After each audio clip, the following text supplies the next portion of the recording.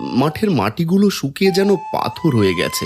ও মা, কত বড় তরমুজ! কাল সকালেই খবর পাবে তরমুজও দাও। এই তরমুজের গা থেকে এমন আলো বের হচ্ছে। অনেকক্ষণ সহ্য করেছি তোর এসব কথা। তোমার জমিতে সারা বছর তরমুজ ফলবে। আহা, লাল টকটকে তরমুজের শরবত।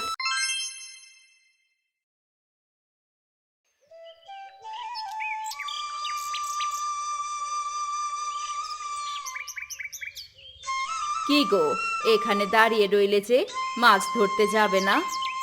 আমার এই মরা জমির দিকে তাকালে কষ্টে বুকটা ফেটে যায় কবিতা। মাঠের মাটিগুলো শুকিয়ে যেন পাথর হয়ে গেছে। সবার জমিতে কত সুন্দর ফসল, অথচ আমার জমি অভিশপ্ত। মন খারাপ করে কি হবে গো? ঘরে এক মুঠো চালও নেই, মালাটা কাল রাত থেকে না খেয়ে আছে। এসব দেখে আর কষ্টটা বাড়িও না। ওই যে মালাও চলে এসেছে। মা, মিলির সাথে খেলতে গিয়েছিলাম, বাড়ি চলো, অনেক খিদে পেয়েছে যে। বাবা, আমাদের এই মরা জমির দিকে তাকিয়ে কি করছো? এখানে তো কোনো ফসলই হয় না। এই এক টুকরো জমি তো আছে, তাই চেয়ে দেখি। জমি থাকা সত্ত্বেও এখানে কিছু চাষ করতে পারি না। থাক না, মেয়ের সামনে আর এসব বলার দরকার নেই। তুমি বরং নদী থেকে ঘুরে আসো, যদি কিছু মাছ পাও। তাই যাই, তুমি মালাকে নিয়ে বাড়ি যাও। তাড়াতাড়ি এসো বাবা, আর আমার জন্যে বড় দেখি একটা মাছ ধরে আনবে কিন্তু।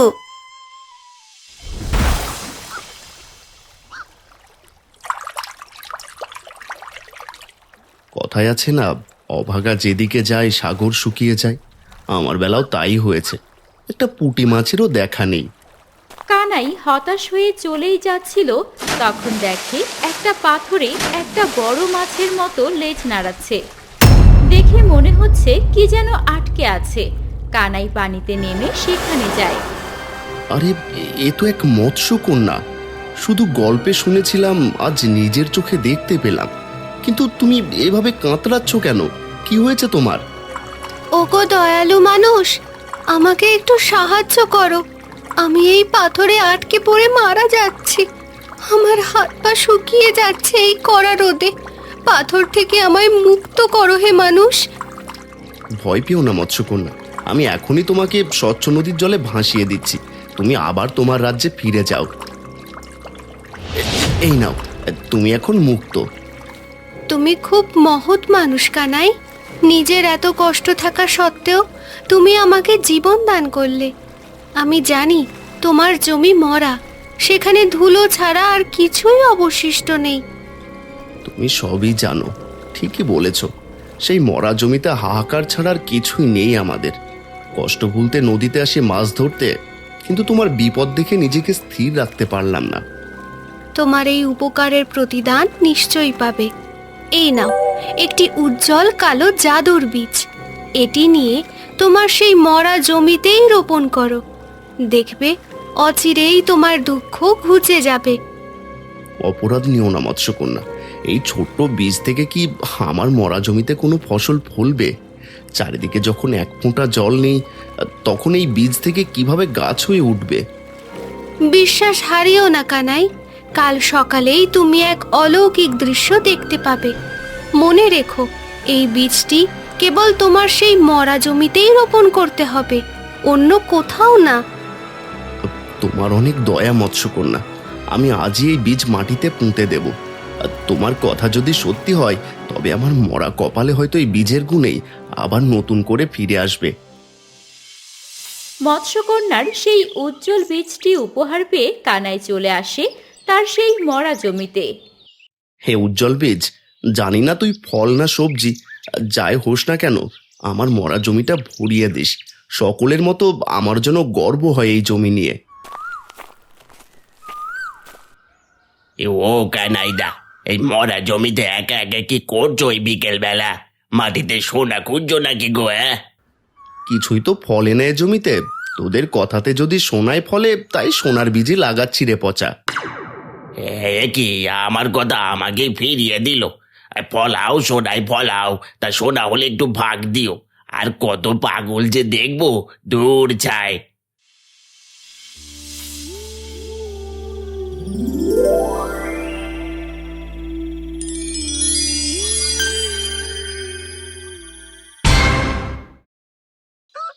আরে ও বৌদি, কানাইদা কোথায়?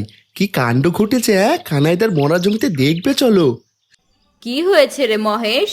দাঁড়া, তোর কানাইদাকে ডাক দি। ও গো, শুনছো? তোমার মরা জমিতে নাকি কি অলৌকিক কিছু ঘটেছে, বাইরে এসো। কিরে মহেশ, এই সাত সকালে এমন হাঁপাচ্ছিস কেন রে? তোমার মরা জমিতে দেখে এলাম বিশাল বিশাল তরমুজ ধরে ভরে গেছে। আমি জানতাম এমন কিছু হবে। চলো গো কবিতা, মালাকে নিয়ে চলো, দেখবে আমার সেই মরা জমিতে সোনার তরমুজ কেমন হয়েছে।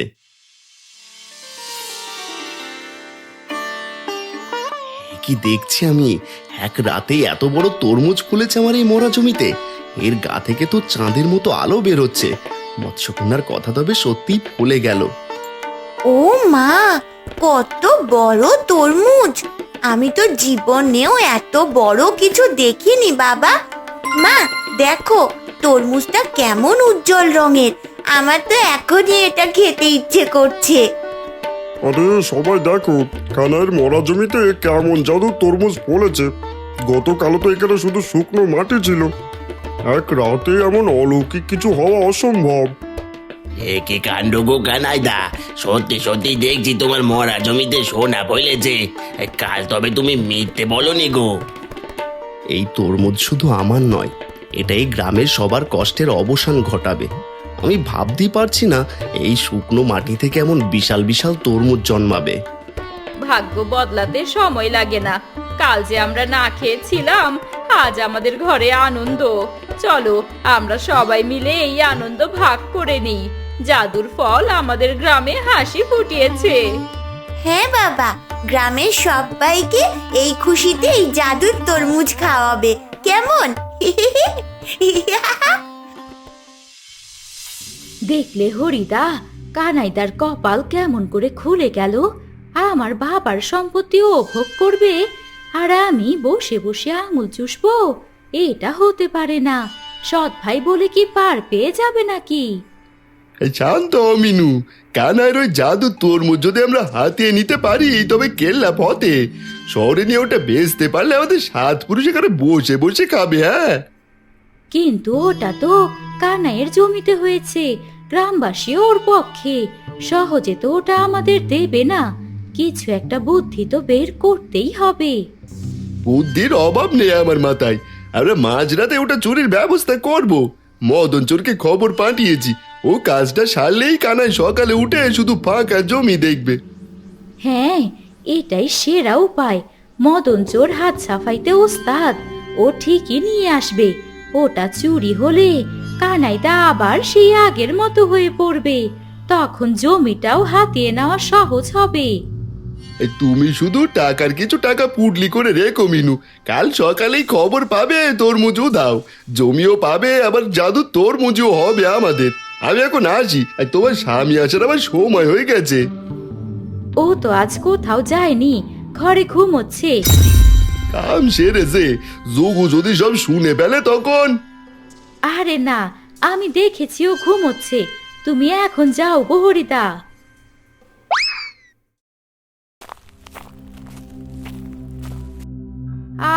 আর তুমি ঘুম থেকে কখন উঠলে? একবার তো ডাকও দিতে পারতে। এই তোমাদের কুবুদ্ধিতে ঘুম কেমন করে হয় মিনু? কতবার বলেছি, ওরা গরিব মানুষ। তোমার কথাতে অনেকবার তাদের সাথে ঝগড়া করেছি, আর শেষমেশ সৃষ্টিকর্তা আশীর্বাদ করেছেন তাদের, আর তোমরা সর্বশান্ত করতে চাচ্ছ। কানাই না তোমার ভাই? ভাই, কিন্তু সৎ ভাই। আমিও সেখানে জমির ভাগ পাবো। তুমি তো কানাই দেখো মরা জমি দিয়ে ভালো জমি নিজের নামে করে নিয়েছো, তা এখন আবার মরা জমির দিকে আঙুল তুলছো? সেই মিনু, যে যাই বলুক, সেই সোনার তরমুজ খেতে আমার করেই নেব।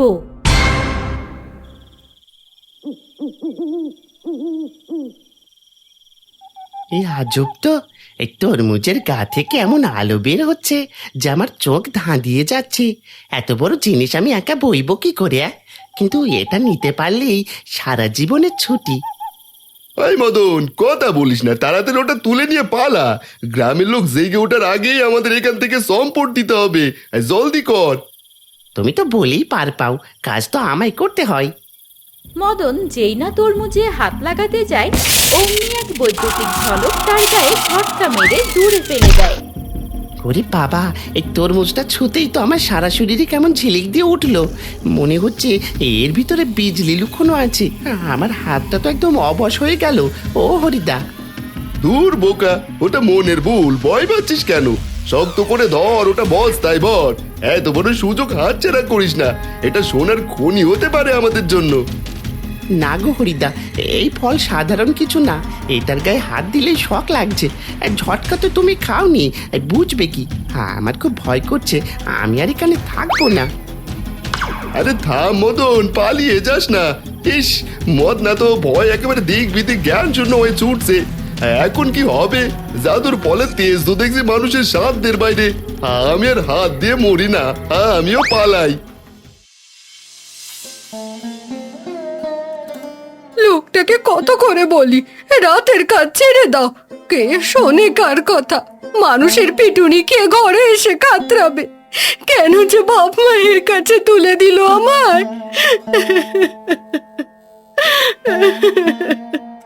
কাঁদিস না রে বউ, আজ মানুষের হাতে মার খাইনি। কানাইদার ওই জাদু তরমুজ চুরি করতে গিয়েছিলাম, হরিদার কথাতে বিদ্যুতের ঝলকে আমার হাত পা সব অবশ করে দিয়েছে। ওরে বাবা রে বাবা! মদন রে, কেমন আছিস? তোর তো আবার কিছু হয়ে যায়নি? হ্যাঁ, হরিদা এসেছেন। ও বউ, বসতে দে হরিদাকে। কাকে বসার কথা বলছো তুমি? যে আমার স্বামীকে রাতের অন্ধকারে ডেকে নিয়ে বিপদে ফেলে, অন্যের জমিতে চুরি করতে পাঠায়, তাকে? আসতে বলো, বউ মানুষ জড়ো হয়ে যাবে যে। শুনুক সবাই, এসব ধূর্ত মানুষের জন্য আজ আমাদের কপালের দুর্গতি।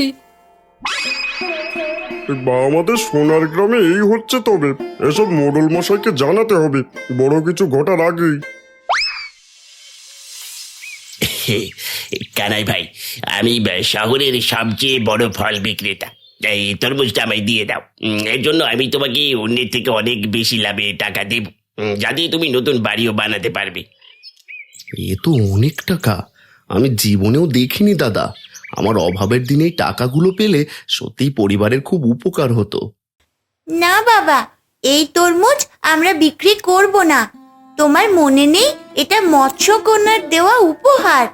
আমাদের গ্রামে অনেকেই এখন অভাবগ্রস্ত আছে, তাদের সাহায্য করা কি আমার প্রয়োজন না? এই খুকি, তুমি অবুঝ। এই এত টাকা পেলেই তোমরা সারা জীবন রাজকীয় হালে থাকতে পারবে। এই গ্রামের সবাইকে তো সাধারণ তরমুজ খাওয়ানো যায়। এই জাদুর ফল কেন নষ্ট করবে? টাকার চেয়ে মানুষের ভালোবাসা বড় কাকু। বাবাই তো শিখিয়েছে বিপদে পাশে দাঁড়াতে। এই তরমুজের সুগন্ধ যেমন সবাইকে আনন্দ দিচ্ছে, এর স্বাদও সবার পাওয়া উচিত। মালা ঠিকই বলেছে গো, আমাদের শুধু নিজেদের কথা ভাবলে চলবে না। পুরো গ্রাম দুর্ভিক্ষের কবলে।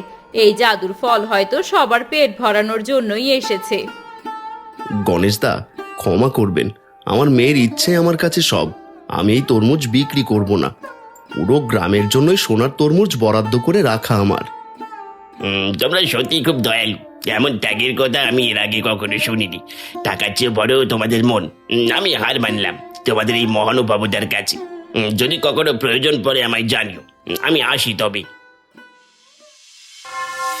এই সবই তো শুনলেন মোড়ল মশাই, এতদিন চুরি টুরি কম হতো, এই হরির কুবুদ্ধিতে মদনা আবারও চুরি করা শুরু করে দিয়েছে। আমি কিছু করিনি হুজুর, সবই হরিদামায় শিখিয়ে দিয়েছিল। বিচারের আগে আমার কিছু কথা শুনতে হবে মোড়ল মশাই। কানাই নিশ্চয়ই কোনো কালো জাদু শিখেছে, নইলে এক রাতে মরা জমি তেমন দানবীয় ফল পড়লো কিভাবে? ও অন্যের জমির পুষ্টি চুরি করেছে। এখন চারিদিকে ফসল কম হয়, কানাইয়ের জমিতে বেশি হয় কি করে? একদম ঠিক কথা হুজুর, আমি নিজের চোখে দেখেছি। ও রাতে মাঠে বসে মন্ত্র জপছিল। ওর জাদুর কারণে আমাদের জমিগুলো আরো বেশি শুকিয়ে যাচ্ছে। ও গ্রামটার ক্ষতি করছে। মিনু, তুই আমার বোন হয়ে মিথ্যে কথাটা বলতে পারলি? এসব বিশ্বাস করবেন না মোড়ল মশাই।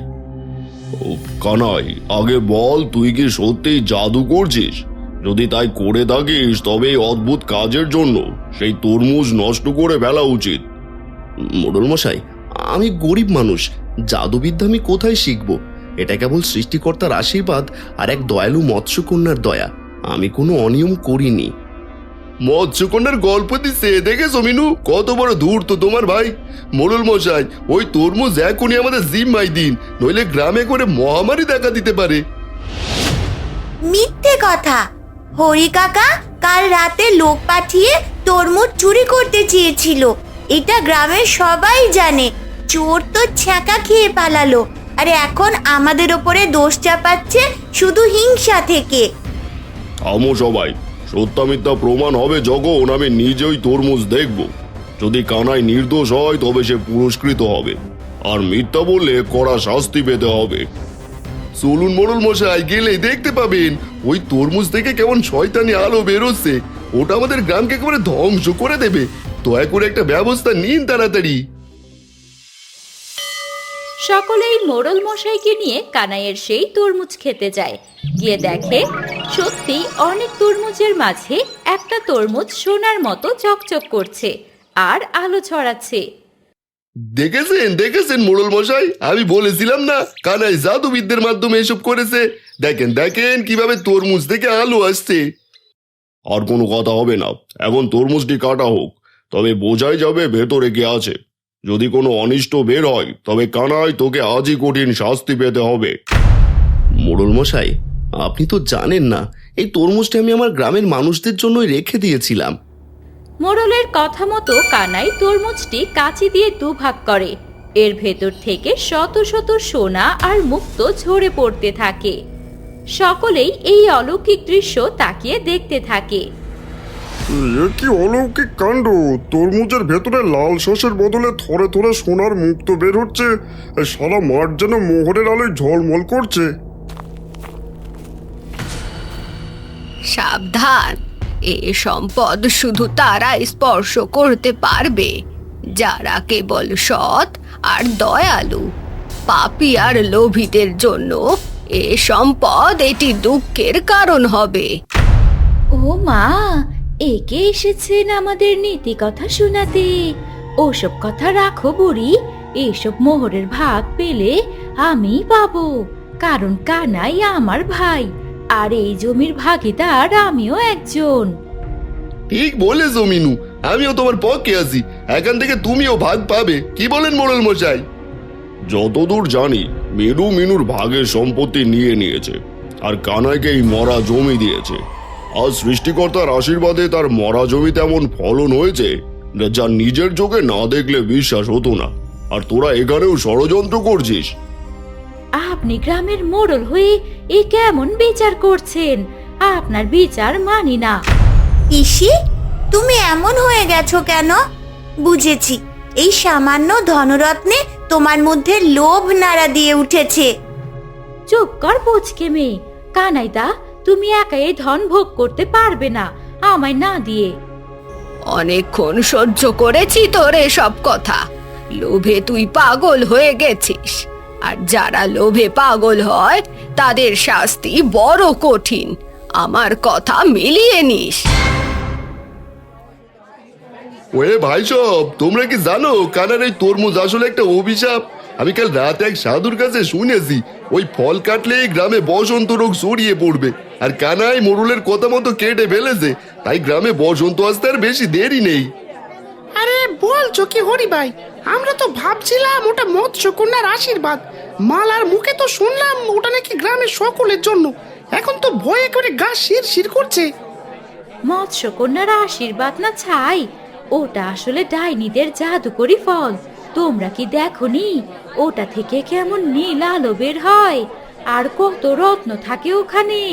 ওটা ছোঁয়া মানেই নিশ্চিত মৃত্যু। হায় হায়, কানাই তো ভালো মানুষ ছিল, আর সে কি তবে শয়তানের উপাসনা শুরু করলো? আমার ছোট ছোট বাচ্চা আছে ঘরে, ওই বিষফল গ্রামে থাকলে তো আমাদের সর্বনাশ হয়ে যাবে। সেই জন্যই তো বলছি, চলো সবাই মিলে মোড়ল মশাইয়ের উপর চাপ সৃষ্টি করি। কানাই থেকে বলতে হবে ওই ফল আজই ধ্বংস করতে, আর সোনা দানা মাটিতে পুঁতে রাখতে হবে, নইলে আমরা ওকে গ্রাম জারা করবো। ঠিক বলেছ, বিপদের আগে সাবধান হয় বুদ্ধিমানের কাজ। চলো সবাই লাঠি সোটা নিয়ে কানাইয়ের বাড়ির দিকে যাই, ওর জাদুবিদ্যা আমরা খতম করবো। তোমরা যাও, আমি মিনুকে নিয়ে বাড়ি থেকে মশাল জ্বালিয়ে আনছি। আসো গো মিনুদি।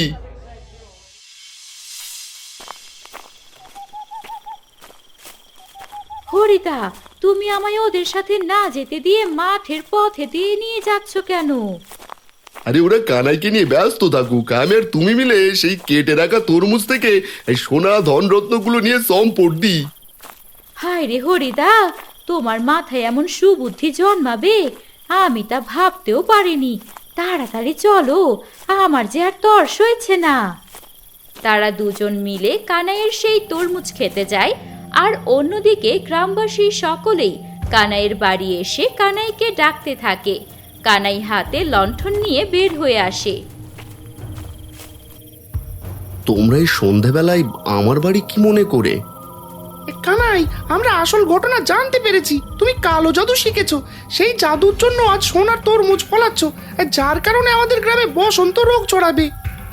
তোমরা ভুল করছো, আমরা অভাবী মানুষ, আমরা কেন এইসব করতে যাব?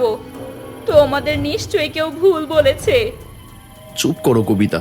আচ্ছা, আপনারা এখন কি চাচ্ছেন আমার কাছে বলুন দেখি। এক্ষুনি আমাদের সাথে সেই অভিশপ্ত মরা জমিতে চলো, সেখানে গিয়ে নিজ হাতে সেই তরমুজ তোমায় পোড়াতে হবে। তোমরা বুঝলে না, সব ধনরত্নই তোমাদের জন্য ছিল। ঠিক আছে, তোমরা যা চাইছো তাই হবে। মামালাভ, ঘর থেকে মশালটা নিয়ে আয় তো। এসব কি করছো তুমি? আশীর্বাদকে আজ আগুনে পুড়ে ফেলবে। মা, তুমি আর বারণ করো না। বাবা যাদের জন্য এসব করলো তারাই তো চাইছে আশীর্বাদকে নেওয়ার জন্যে। চলো বাবা।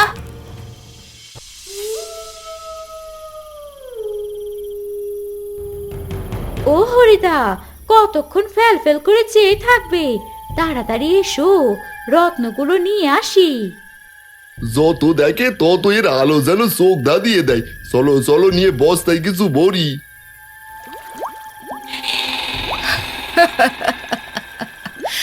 যা না, গিয়ে দেখ সেই ধনরত্ন তোদের কি অবস্থা করে। হরি আর মিনু লোভের বশে যেই ধনরত্নের মধ্যে হাত দেয়, বৈদ্যুতিক আলো এসে তাদের এক ঝটকায় নদীর পানিতে ফেলে দেয়। তারা ডুবতে ডুবতে বলে, ওরে বাবারে, মদনের মতো আমাদেরও জটকা দিয়ে একেবারে নদীর জলে ফেলে দিল। এই কে কোথায় আসো, আমাদের বাঁচাও। দুজনের একজনও যে সাঁতার জানি নে। ওরে মারে, আমার সোনার মোহরগুলো সব পচা গোবর হয়ে গেল এক নিমিষে। কেউ আমাদের এই জল থেকে উদ্ধার করো, ডুবে যাচ্ছি যে আমরা। ধিক্কার জানাই তোমাদের। তোমাদের লোভ আর পাপের কারণেই সোনা আজ মাটি হয়ে গেছে। কানাইয়ের ক্ষতি করতে চেয়েছিলে তোমরা, এখন নিজেদের কর্মফল নিজেরাই ভোগ করো পাপিষ্ঠরা। আর তোমরা সকলে ওদের কথা শুনে অন্ধ হয়ে গেছিলে। আজ তোমাদের প্রাপ্য জিনিস তোমরাই হারালে। আমাদের ক্ষমা করে দিন হুজুর, আমরা লোভে অন্ধ হয়ে কানাইদার উপর মিথ্যে অপবাদ দিয়েছিলাম। আমার খুব শিক্ষে হয়েছে। হ্যাঁ গো গ্রামবাসী, কানাইয়ের কোনো দোষ নেই। আমি আর মিনু মিলে ষড়যন্ত্র করে এইসব করেছি। ওরে বাবা, জলের নিচ থেকে কিসে যেন খুব কামড়াচ্ছে, আমাদের তুলুন। তোমরা দেখলে আমার কোনো দোষ ছিল না, বরং এই গায়ের দরিদ্র মানুষের উপকার করতে চেয়েছিলাম আমি। আজ সকলের অজানা ভুলের কারণে সব শেষ হয়ে গেল।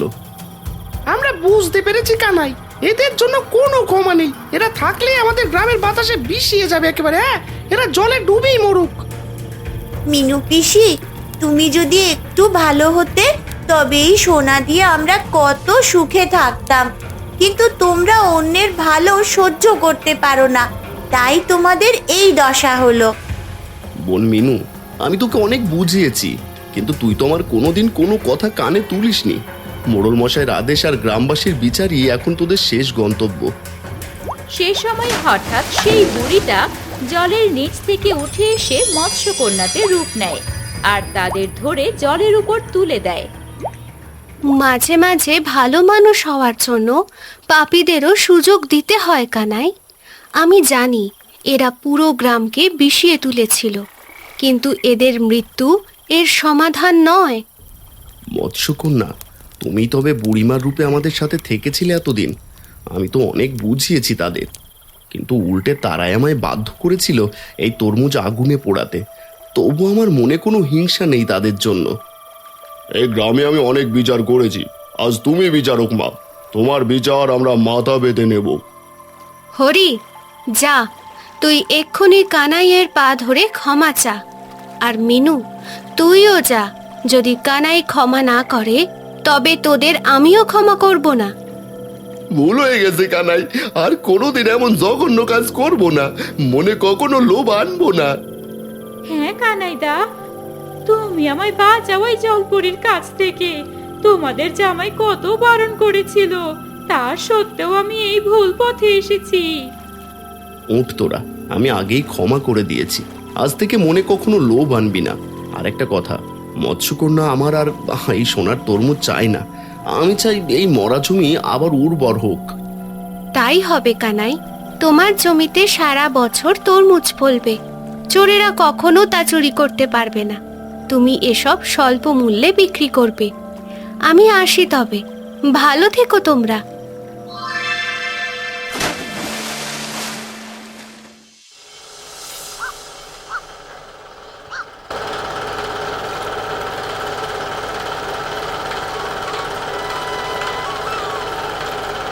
বাবা, দেখো আমাদের সারা গ্রাম এখন কেমন সবুজ আর সুন্দর হয়ে গেছে। এখন আর কারো ঘরে অভাব নেই, সবাই কত সুন্দরভাবে ফসল ফলাচ্ছে। আর আমাদের খেতে তো তরমুজের অভাব নেই। ওগো, তরমুজ বিক্রি করে তুমি সেচের ব্যবস্থা করলে, আর এটা দিয়ে পুরো গায়ের জমিতে জল দিচ্ছ। তাতেই গ্রাম বাঁচলো। আমাদের মরা জমিগুলো এখন সোনার ফসল দিচ্ছে। আমাদের জীবনটা পাল্টে গেল গো। সত্যি কবিতা, মানুষের সেবা করার মধ্যে যে আসল সুখ তা আমি আজ বুঝেছি। নিজে সুখে থাকার চেয়ে সবাইকে নিয়ে সুখে থাকার আনন্দই আলাদা। এটাই মৎস্যকন্যার আসল শিক্ষা। বাবা, আমি ভাবছি যা গরম পড়েছে, তরমুজের শরবতের দোকান দিলে কেমন হয়? আহা, লাল টকটকে তরমুজের শরবত। ছোট মাথায় বুদ্ধিটা কিন্তু বেশ রে মা। তুই তো দিতে পারবি না, আগে বড় হ। আর জানি তোর শরবত খেতে মন চাইছে। কবিতা, আজ মালাকে তরমুজের শরবত করে দিও। তুমি না আমার মনের কথাগুলো কেমন যেন বুঝে ফেলো। আমার বাবা বলে কথা তো।